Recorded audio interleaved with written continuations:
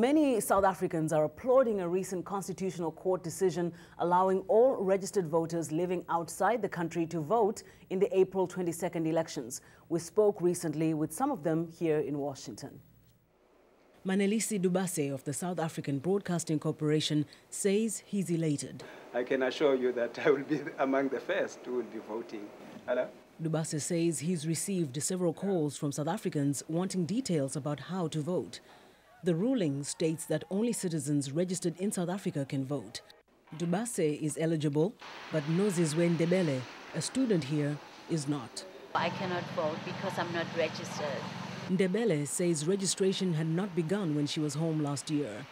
Eligible foreign-based South Africans voted in the 1994 and 1999 elections, but many couldn't vote in 2004 due to a change in the law. Those eligible now would vote at area embassies. Ndebele applauds the ruling. Most of the people that are outside the country have got a different perspective of what a government should do. So if they vote, then it's going to make a difference combined with the other people back home, the people that want to see change as well.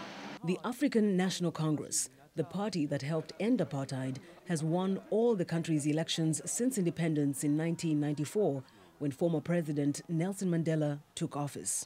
Dubase says the recent shake-up in the ANC that resulted in the ouster of former President Thabo Mbeki and the formation of the breakaway Congress of the People, or COPE party, of Mosua Lekota was significant. It is actually tightening democracy because we have been saying for a long time in South Africa that we are virtually a de facto one-party state. The country's former vice president, Jacob Zuma, is this year's ANC presidential candidate.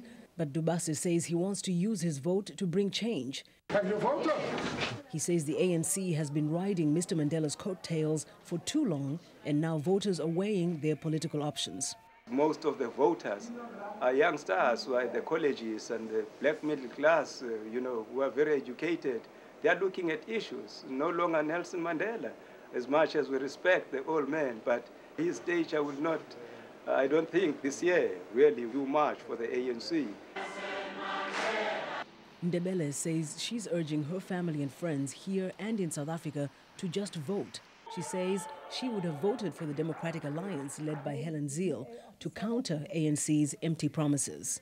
I look at my family, I look at my mom. She has applied for a house a long time ago when I was in primary school, and she still doesn't have the house now. And a lot of things, for me, a lot of things are going wrong with the ANC, crime, AIDS, and stuff like that, and education too.